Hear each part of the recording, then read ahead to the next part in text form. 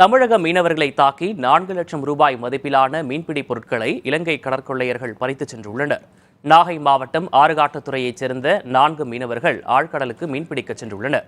அப்போது இலங்கையைச் சேர்ந்த தமிழ் பேசும் 4 கடற்கொள்ளையர்கள் அதிக திறன் கொண்ட எஞ்சின் பொருத்தப்பட்ட ஃபைபர் படகில் வந்துள்ளனர். பயங்கர ஆயுதங்களுடன் தமிழக மீனவர்களின் படகை சூழ்ந்து அவர்களை தாக்கியுள்ளனர். மேலும் படகில் இருந்த 4,00,000 ரூபாய் மதிப்பிலான மீன்பிடி வலைகள், GPS கருவி உள்ளிட்ட பொருட்களை பறித்துள்ளனர். மேலும் தமிழக மீனவர்களையும் கொள்ளையர்கள் தாக்கிவிட்டு சென்றுள்ளனர். இந்த தாக்குதலில் காயமடைந்த மீனவர்கள் 4 பேரும் வேதாரண்யம் அரசு மருத்துவமனையில் அனுமதிக்கப்பட்டுள்ளனர். தொடர்ந்து 2வது முறையாக மீனவர்கள் மீது கடற்கொள்ளையர்கள் தாக்குதல் நடத்தியுள்ள நிலையில் உடனடியாக அரசு நடவடிக்கை எடுக்க மீனவர்கள் வலியுறுத்தியுள்ளனர்.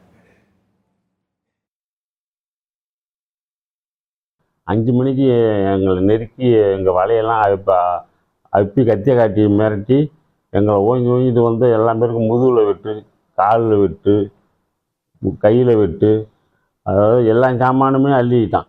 ஒரு 4 இலங்கை போட்டு வந்து அதில் 2 போட்டு கிட்ட நெருக்குனாங்க. அது ஒரு போட்டு தான் வந்து அதில் 4 பேர் இருந்தாங்க.